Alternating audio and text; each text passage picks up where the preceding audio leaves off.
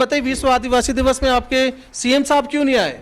आदिवासी CM है, पहली बार बना है। देखिए, हम तो सम्मान करना चाहते थे कि पहली बार आदिवासी बना है। उनने आने का आश्वासन भी दिया था, हम 2 बार मिले थे और प्रोटोकॉल भी जारी हुआ था। और पूरी जनता प्रतीक्षा में थी। यहाँ तक उनके चाय नाश्ता भी टेस्ट हो चुका था।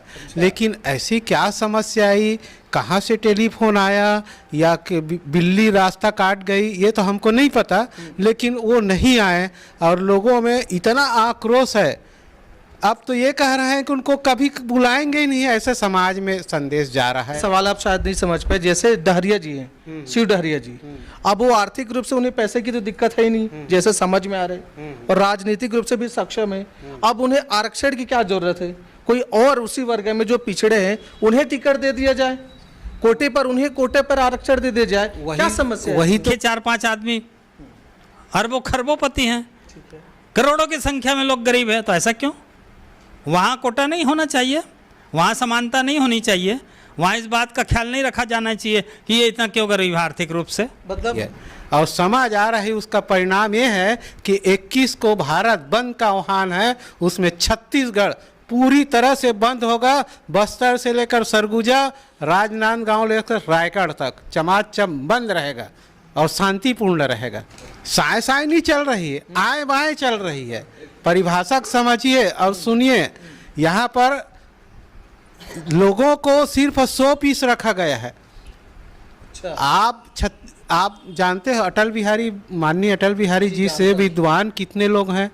उन्हें भारत सरकार में आदिवासी मंत्रालय बनाया और यहाँ छत्तीसगढ़ में 15 साल बीजेपी के सरकार रहा, वो आदिवासी मंत्रालय खत्म किया।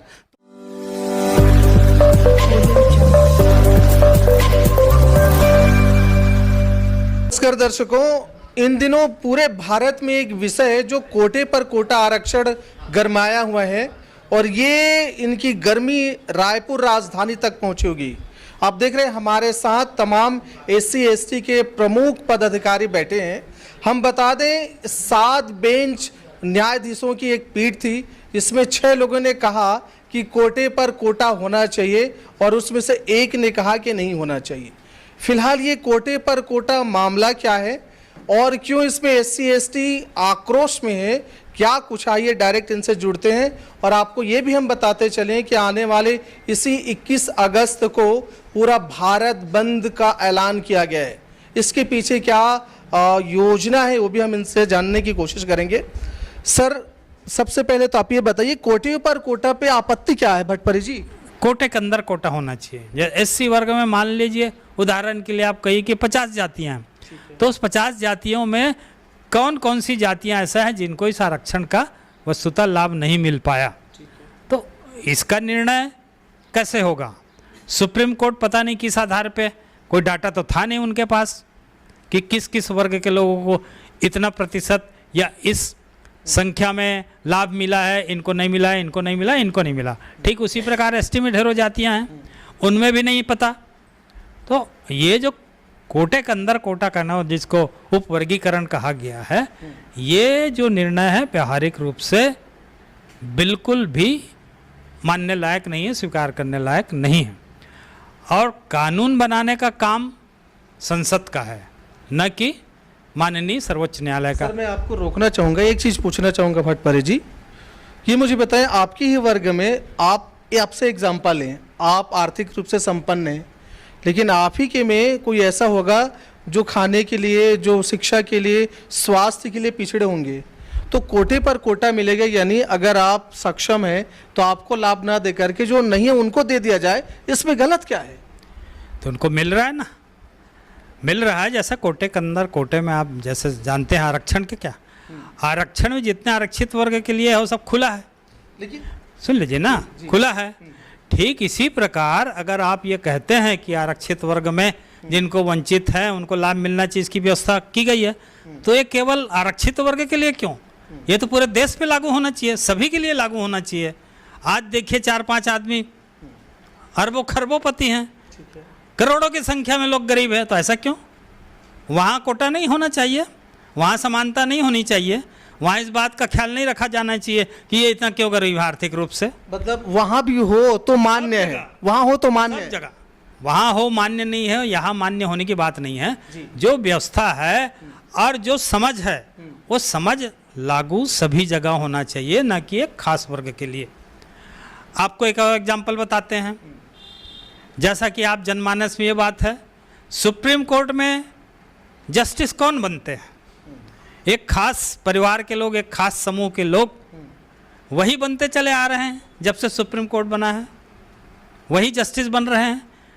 जो 140 करोड़ जनता है उसमें आप जनसंख्या के हिसाब से लेंगे तो 0.00001 से भी कम लोग सुप्रीम कोर्ट में जस्टिस बन रहे हैं। बाकी 140 करोड़ जनता, उसमें वहाँ समानता का अधिकार नहीं है।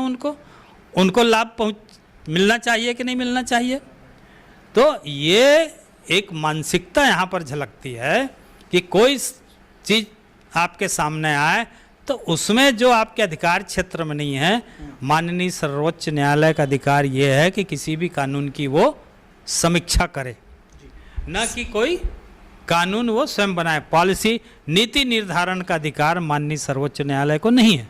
सर ये मुझे बताइए, कोटे पर कोटा का मतलब आपके ही अपने समाज में जो गरीब है उनको राजनीतिक तौर पे देखा जाए तो जो विधायक बन रहे वही बनते जा रहे हैं, लेकिन जो गरीब हैं उनको विधायक बनने का मौका मिले, कोटे पर कोटा दे दे, तो इसमें आपत्ति क्या है? क्या आपत्ति है? देखिए, जो राजनीतिक दल हैं जी, उनके अपने संविधान है, वो कोई सरकारी पैमाने से नहीं चलता है। उनको राजनीति चलाना है तो उनका संविधान है, उसके हिसाब से चलते हैं। तो वो कौन जीत सकता है या कौन प्रभावशाली, उसको वोट देते हैं। नहीं, मेरा सवाल आप शायद नहीं समझ पाए। जैसे डहरिया जी हैं, शिव डहरिया जी, अब वो आर्थिक रूप से उन्हें पैसे की तो दिक्कत है ही नहीं, जैसे समझ में आ रहे, और राजनीतिक रूप से भी सक्षम है। अब उन्हें आरक्षण की क्या जरूरत है? कोई और उसी वर्ग में जो पिछड़े हैं उन्हें टिकट दे दिया जाए, कोटे पर आरक्षण दे दिया जाए, क्या समस्या है? वही तो कह रहा हूँ कि राजनीतिक दल अपने हिसाब से चलता है, वो सरकारी नियम से नहीं चलता है। तो उन लोग को बहुमत लाना है तो वो अपने हिसाब से सोचते हैं। और आप सरकारी नियम की बात कर रहे हैं, अगर ये लागू हो जाता है सरकारी नियम, तब तो नौकरियों में भी लागू होना चाहिए। तो पहले राजनीति में लागू हो। हमारा कहना है पहले राजनीति में लागू हो। मतलब ये सही है इसलिए राजनीति में लागू है, ऐसा है ये तो सवाल आया तब हम कह रहे हैं ना लागू हो। सबसे पहले सुप्रीम कोर्ट में लागू होना चाहिए। न्यायिक भर्ती प्रक्रिया स्वतंत्र रूप से होना चाहिए। अभी जो कॉलेजियम सिस्टम है, इस पर माननीय राष्ट्रपति महोदय ने भी अपना बात रखा है कि यहाँ भी स्वतंत्र रूप से भर्ती प्रक्रिया होना चाहिए। अगर कॉलेजियम सिस्टम है तो बरसों से कुछ लोग जो हजारों साल से पढ़े लिखे हैं, लेकिन हमको उस योग्य पहुंचने में कितना दिन लगेगा? तो शुरुआत वहीं से करना चाहिए। कोटा सुप्रीम कोर्ट में लागू हो तब हम नीचे आएंगे। ये तो चपरासी का पद है, फॉरेस्ट गार्ड का है, कंडक्टर का है, उसके लिए लोग दिमाग लगा रहे हैं। और जहाँ से निर्णय होता है पूरे देश का 140 करोड़ लोगों का, उसके ऊपर कोई ध्यान नहीं दे रहा है। आज तक हमारे समाज के लोग सुप्रीम कोर्ट में न्यायाधीश नहीं बने, और वो बोलते हैं कॉलेजियम सिस्टम में जिनके परिवार लोग इस टाइप का काम करते आ रहे हैं वही बनेगा। मतलब हम लोग इस पीढ़ी में बनेंगे नहीं, और 75 साल हो गया, मौका नहीं मिला। तो हम कहते हैं शुरुआत सुप्रीम कोर्ट से हो, न्यायिक प्रक्रिया से हो, स्वतंत्र भर्ती आयोग बनना चाहिए, जैसे IAS IPS का होता है वैसा।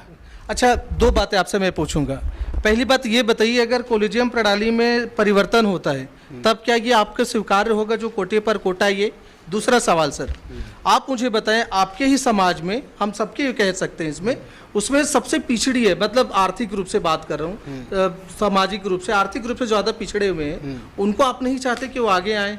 आप सक्षम हैं, आप प्रदेश अध्यक्ष हैं, आपके हो सकता है आर्थिक रूप से आप सक्षम हैं, पर आपके ही में जो पीछे हैं वो राजनीतिक रूप से या सामाजिक रूप से अध्यक्ष बने, वो भी आगे आए, इसमें बुराई क्या है? बुराई किसी में नहीं है, अवसर की समानता है। हाँ। जैसे आपने कहा कि सबको मौका मिलना चाहिए, बिल्कुल। तो नौकरी में क्वालिफिकेशन की आवश्यकता है। कोई जैसे हमें 42 जनजाति है छत्तीसगढ़ में, आदिवासी 42 जनजाति हैं।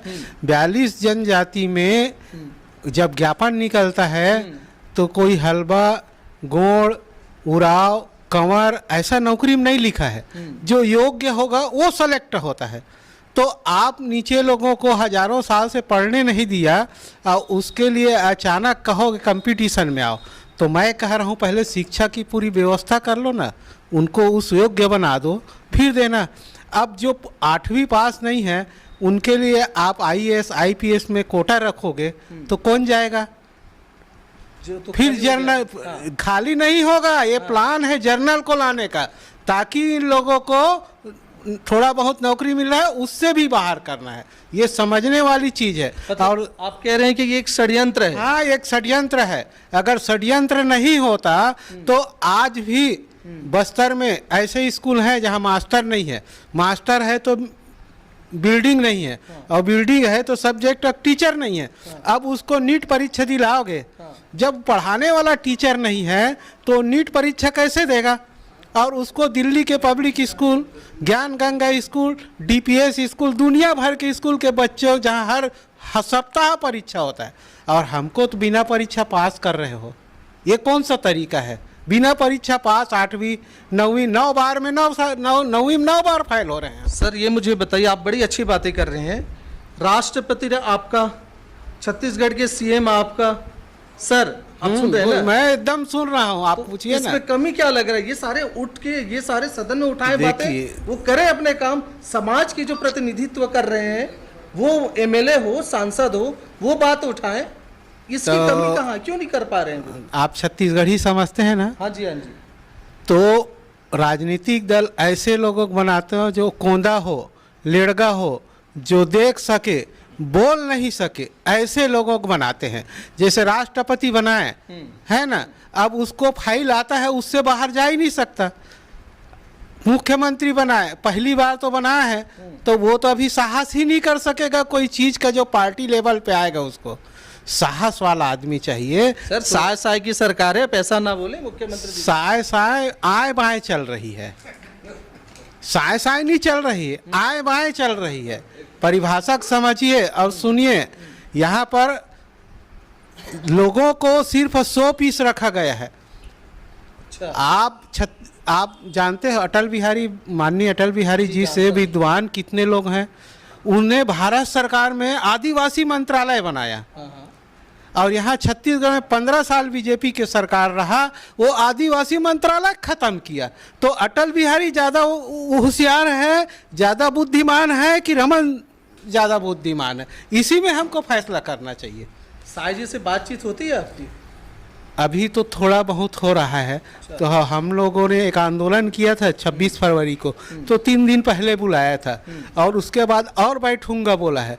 दोबारा बैठने का अवसर मिला तो समय दे के आया ही नहीं। तो वही मैं पूछ रहा हूँ, तो उससे कोटे पे चर्चा नहीं की एक आध बार की? ये तो गलत है भाई। अरे भाई, हमारा 23 मांग 2018 से पेंडिंग है, उसके पास रखा हुआ है।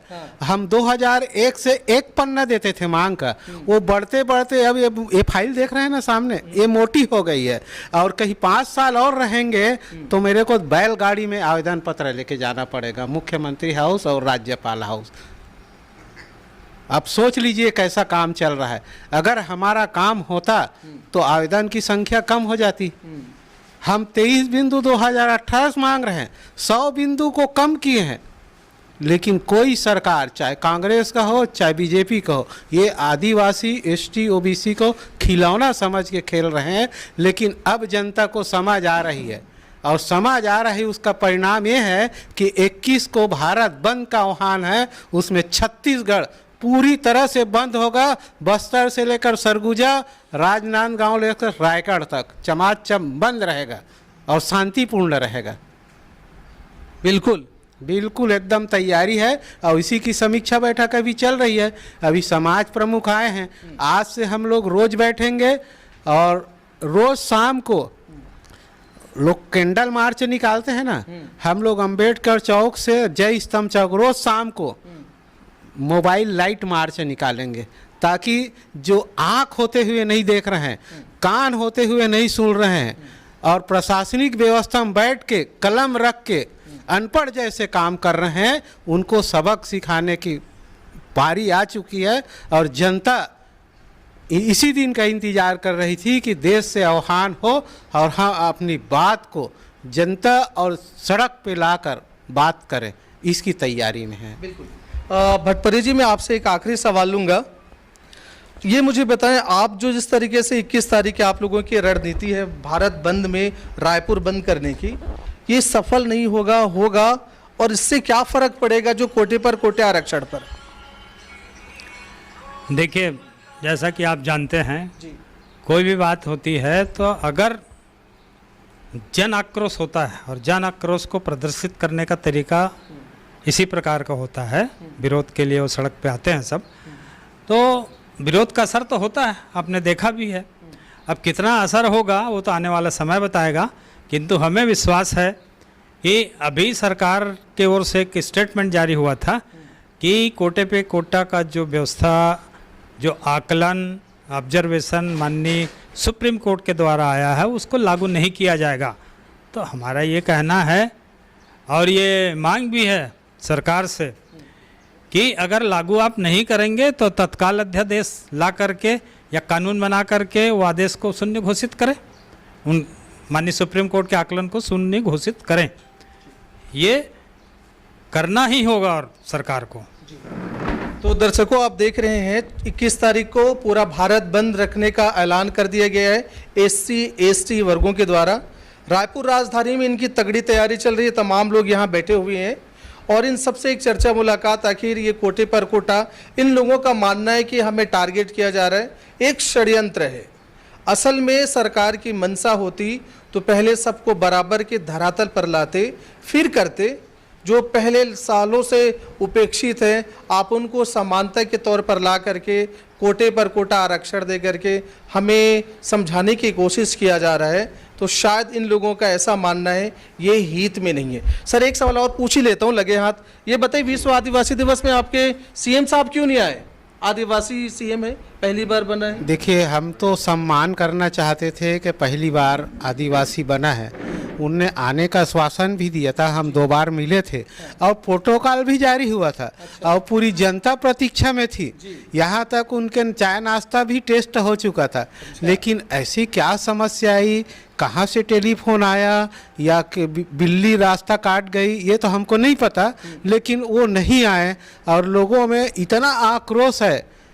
अब तो ये कह रहे हैं कि उनको कभी बुलाएंगे ही नहीं, ऐसे समाज में संदेश जा रहा है और समाज के लोग सोच रहे हैं। देखते हैं आगे क्या होता है।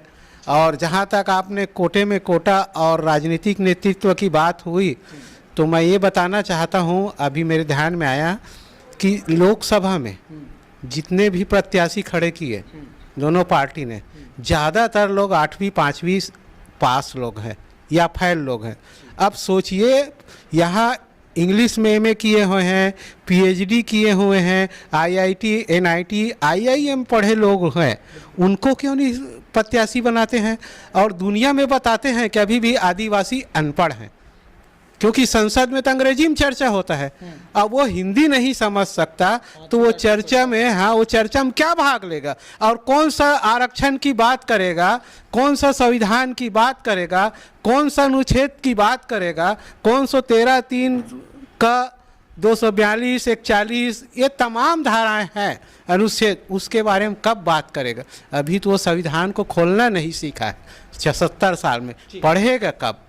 ये हमारी दर्द है और इसको भविष्य में सुधारना चाहिए। जी भटपरी जी, मैं इसी तारतम्य में एक बात और कहना चाह रहा हूँ।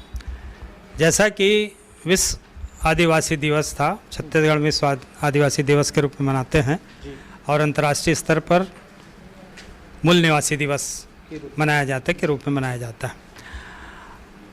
माननीय मुख्यमंत्री जी मुख्य अतिथि थे, उनके आने की भी सूचना थी, प्रोटोकॉल भी जारी हो गया। मुख्यमंत्री जी को जो नाश्ता दिया जा रहा था उसकी टेस्टिंग भी हो गई और इन क्षणों में मुख्यमंत्री जी का नहीं आना इस बात को इंगित करता है कि भले ही आप आदिवासी मुख्यमंत्री बैठा दिए गए हैं, मगर उसको आपने परतंत्र रखा है, स्वतंत्र नहीं रखा। मतलब रिमोट कंट्रोल किसी और के हाथ में, ये साफ जाहिर हो गया है और पूरे जनमानस में बात फैल गई है कि आप भले ही मुखौटा लगा दें आदिवासी का, मुख्यमंत्री का, मगर उसको आप रिमोट से कंट्रोल कर रहे हो।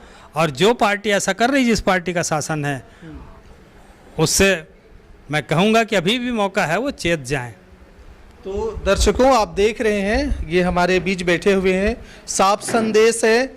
अब ये देखना होगा कि 21 तारीख भारत बंद का जो ऐलान है कितना सफल होता है, और हाँ, संसद तक कितनी असर डाल पाएगी ये आंदोलन, ये बंद, ये हम ज़रूर आपको बताएंगे। इस विषय में आप क्या सोचते हैं, कमेंट बॉक्स में कमेंट ज़रूर करिएगा। आप देख रहे हैं महानदी न्यूज़। जय हिंद, जय छत्तीसगढ़।